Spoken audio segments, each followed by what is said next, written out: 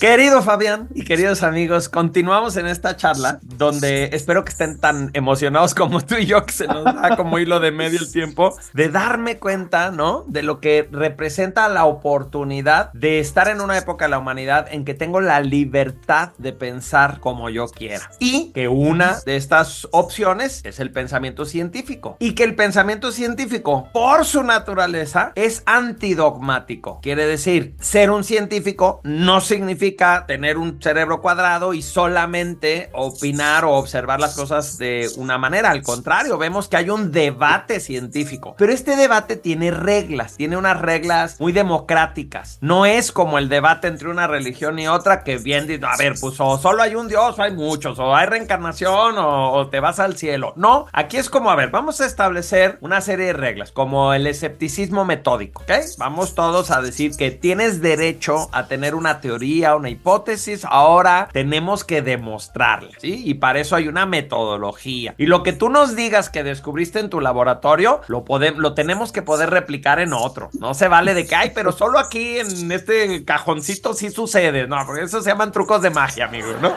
Entonces, empezamos a tener la ventaja de que es una conversación en la que no está prohibido pensar nada, pero que también le vamos a dar la última opinión a los hechos, a la realidad. Le vamos a decir, está bien, la realidad al final manda, ¿no? O sea, vamos a tomar como una consideración si la reacción química se dio o no se dio, si pesó lo que pensábamos o no, si cayó más rápido o no. Y eso aliviana mucho, porque tengo entonces la oportunidad de ejercer el ejercicio de la curiosidad con libertad, con movimiento. Tú cerraste la conversación anterior explicándonos esta idea, me encantó la idea del huevo estrellado, porque efectivamente en esa orillita vale todo, ¿no? Por ejemplo, si tú te metes a internet y googleas psicoanálisis, aparece como pseudociencia. Y yo te aseguro que los psicoanalistas han sentido bien gacho por eso, porque quieras o no, sigue siendo vigente y Freud tuvo un montón de aciertos en muchas cosas, pero al decirle pseudociencia, se está tratando de aclarar que no ha habido una investigación a fondo, ni los mecanismos cerebrales que la respaldarían se han podido identificar, o una serie de cosas así. Lo malo es que es una palabra que suena como igual a mentira. No está diciendo que sea mentira, nada más está diciendo que no se le ha dado la investigación, el soporte adecuado, ¿no? Sí, totalmente. Por otro lado, es increíble que hoy en día haya, por ejemplo, debates sobre el terraplanismo, ¿no? Entonces dices, ay, ya está hoy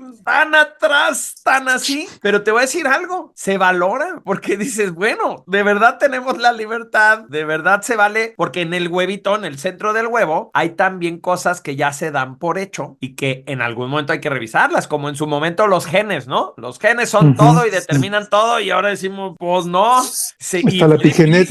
Ese es un auténtico dogma que fue difícil de cuestionar y de mover. Entonces, por ejemplo, yo creo, no está mal el terraplanismo, siempre y cuando sea una discusión seria, sea una discusión documentada, porque si no, de opiniones y malos olores, todos nos excedemos. Entonces, vale. Entonces, bueno, ¿qué te parece si ahora en esta entrevista hablamos un poco de algunos consejos para tener un pensamiento más científico o cómo podemos acercarnos, aun si yo no pretendo ser un investigador o un científico como un biólogo, un matemático, un físico? Yo creo que hay ciertas cosas que hacen que cualquier persona en la vida cotidiana pues se interese y empiece a participar. Yo pensé, y te lo mostré tras bambalinas, ciertos libros, ¿no? Hay libros muy buenos que son de divulgación científica, incluso para niños o para jóvenes. Este se llama El cuerpo humano a tu alcance, La vida a tu alcance. Me encontré estos que son en inglés, no los tengo en español, pero Biology, Life as We Know It, y es con caricaturitas, ¿no? Es con ilustraciones así muy simpáticas. Física, química, la tabla periódica, y es toda una serie de aventuras de los personajes de la tabla periódica. Entonces, esto no tiene por qué ser aburrido, frío, difícil. Para nada. Yo te quería compartir que hay unos libros nuevos, bueno, relativamente nuevos, ya tienen rato que salió. Bloom sacó esta serie como de conocimientos que tenemos que tener sobre ciencias, y es hermoso. Son fichitas sobre, por ponerte un ejemplo, este es de biología, ya está traducido al español, y es 50 temas de biología y teorías sobre la vida que incitan a pensar, ¿no? Exacto. Entonces son hermosos, pero tú y yo vamos a hacer un episodio sobre las cosas que de biología todos deberíamos de saber, ¿sale? Hacemos otra entrevista sobre eso. Exacto. Pero decir, es involucrarte, hay mucha divulgación muy buena del Fondo de Cultura Económica. Yo tengo que se llama Los Creadores de la Nueva Física, y te decía, bueno, ya el hecho de que salga Albert Einstein en la portada ya nos dice que no es tan nueva, porque de pronto se nos olvida cuánto tiempo ya ha pasado, ¿no? Pero nos sigue asombrando su información. Pero estas cosas son buenos acercamientos, son formas de empezar a involucrarnos en un estilo de pensar. Cuéntame. Dos cosas que recomiendo ahorita que me recordaste del Fondo de Cultura Económica. Uno, la colección La Ciencia desde México, que posteriormente se llamó de otra forma. Tiene, ya no recuerdo si son 7 títulos, son títulos maravillosos. De hecho, aquí estoy acomodando precisamente mi celular sobre un libro maravilloso que son Los relojes que gobiernan la vida, que es un libro maravilloso de varios elementos, y hay varios títulos hermosos. Y por otra parte, el siglo XXI tiene la colección Ciencia que ladra no muerde, que es maravillosa. Suena chido ese título. Y entonces no estamos diciendo que si tú te empiezas a involucrar con eso es porque te vas a comprometer a ser un ingeniero o un matemático. No, es porque es cultura general. Sí es cierto que estamos en un tiempo donde ya ser el experto de algo, es muy difícil, ¿no? Estamos en un tiempo donde hay una cantidad de conocimiento enorme. Pero creo yo que todos deberíamos de tener una iniciación a las ciencias, ¿no? Una iniciación, un proceso donde digo, bueno, lo básico, lo que tendría que saber. Y un poquito con lo que te dije hace rato del valor que tiene el método científico, creo que también podemos ahí observar algunas cosas que son parte de aceptar esta forma de pensar. Ya decíamos el empirismo, ¿no? O sea, verifiquemos las cosas. Un escepticismo metodológico. Pero yo agregaría, por ejemplo, la democratización del conocimiento. O sea, es válido que el conocimiento venga de quien sea, de cualquier otro país, de cualquier raza, de cualquier edad.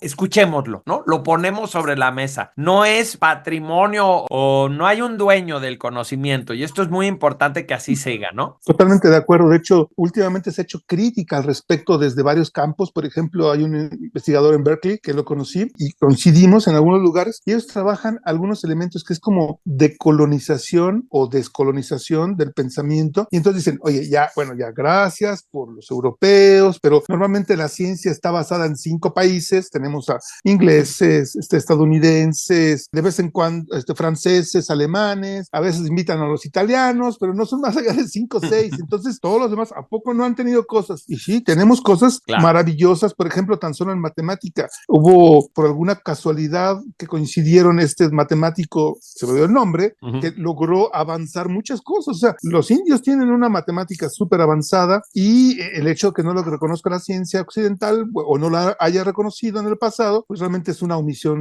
muy Pero terrible, fíjate, pues. Esta crítica que tú estás haciendo responde a una perspectiva científica, es decir, la misma ciencia tiene que se hace un escrutinio de ella desde este mismo escepticismo. En su libro De animales a dioses, de Yuval Harari, lo llama la revolución cognitiva. Ese momento, dice, ni siquiera nos tuvo que crecer el cerebro más, ¿no? Pero de pronto empezamos a atrevernos a pensar de una manera diferente, y eso alteró todo. Dice, quizás el único detalle de la ciencia es que la ciencia se desarrolla al mismo tiempo que se desarrolla el progreso económico. Empieza a aparecer la oportunidad de que el dinero genere dinero, con toda esta mecánica de que los bancos tenían derecho a que si guardaban una lana podían prestar 10 veces más esa lana. Entonces dice, este detallito generó que en general para hacer ciencia pues se necesita un patrocinador. Alguien tiene que poner la lana y luego el científico lo pone, lo cual genera un sesgo que hay que tenerle cuidado, ¿no? Imagínate que una universidad haga una investigación que al final descubra que el conocimiento universitario no es tan bueno como el conocimiento callejero, ¿no? Entonces, si yo soy el que pagué por la investigación y al final hará que menos personas estudien en mi universidad, pues no, ya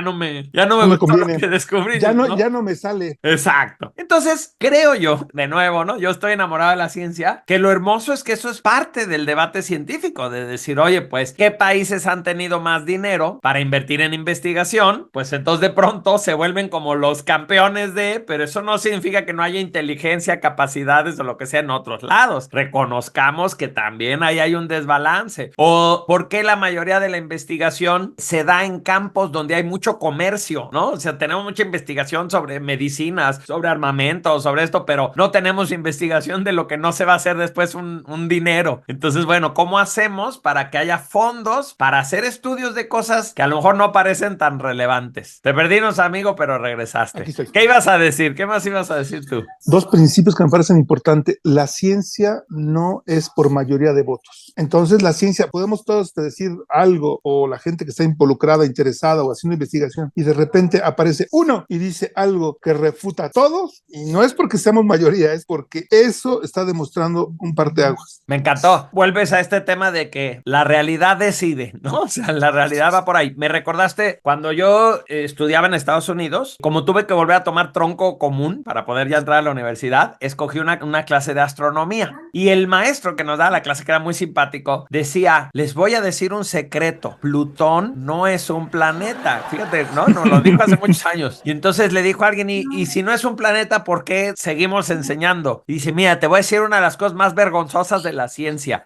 El descubridor de Plutón sigue vivo. Es un viejito. Todo el mundo lo adora. Es un gran astrónomo. Y entonces como que estamos esperando a que ya no esté. Y yo te lo juro que sí hice después del match. Hubo un momento donde salió la revista Times, donde decía el nuevo sistema solar, y fue cuando aclararon que Plutón era un planetoide y que correspondía a otra categoría y todo. Y sí coincidió con que se murió el viejito, ¿no? Entonces dices, bueno, como dices, no importa si tenemos años enseñando una cosa, si muchísima gente lo llama así, pues llega un momento donde una pequeña investigación que vea una manera distinta de clasificar las cosas invalida todo lo anterior o lo enriquece. Dice, Es que la ciencia es un camino que es un edificio en total reconstrucción. Aquí tenía algo que no te lo voy a leer porque es largo, es como 3 párrafos, pero por ejemplo, Dupró comenta que la ciencia, dice, es como una tribu primitiva que intenta duplicar el Empire State Building, habitación por habitación, sin haber visto siquiera el edificio original o una fotografía de él. Entonces, ¿qué te va a resultar al final? Pues vamos a ver, ¿no? Entonces, eso súmale, por un lado, los intereses de un país, de una nación a partir de los dineros, los grupos de investigación, que finalmente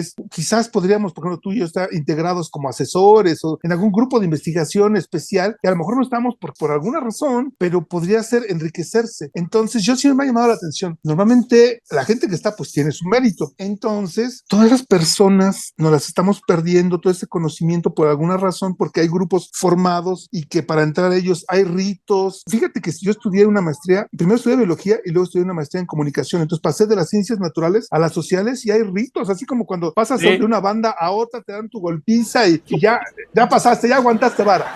Entonces, tiene su chiste. Pero concluyamos entonces esto, que lo bueno, lo fuerte, es que la ciencia, si seguimos sus métodos, de alguna manera siempre nos invita a que se proteja el conocimiento, ¿ok? Siempre y cuando regresemos a eso. Entonces voy a decir algunos de ellos y si nos faltó alguno, por favor ustedes investíguenlo. Empirismo, ¿no? Este tema de aprender a verificar. Escepticismo metódico. Vamos a usar un método que sea igual. Utilicemos las mismas métricas para que las cosas se puedan medir de la misma manera. Buscar las causas y explicaciones naturales de las cosas, no forzarlas, no inducirlas. Reproducibilidad. A ver, que suena padrísimo tu experimento. Échame, ¿qué hiciste exactamente? Y yo lo quiero poder hacer. Esto le va a dar un aval mucho más importante. Sistematicidad, ¿no? La ciencia es sistemática. Eso es clave, ¿no? Es clave. Falsabilidad. Una teoría científica debe ser susceptible a ser probada falsa, ¿ok? Pero hay toda una metodología para decir, yo tengo siempre que estar abierto a investigar cómo podría no ser cierto lo que aparentemente fue cierto, ¿no? Y lo tengo que verificar. Uso de modelos y teorías. Creo que esto es bien importante. No confundir el conocimiento científico con la verdad. Todo modelo, como la tabla periódica, es una representación. Me encantó lo que compartiste de las clasificaciones de las plantas. Es que hay muchas maneras de hacerlo, pero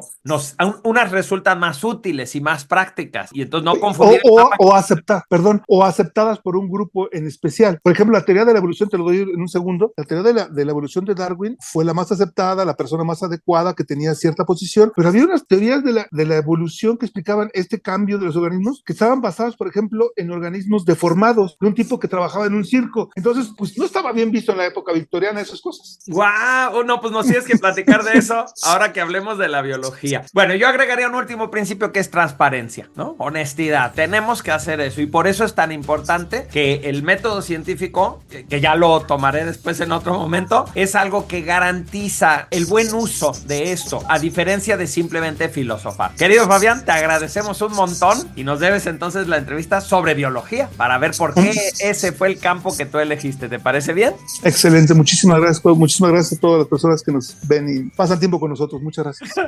Cuídate, amigo.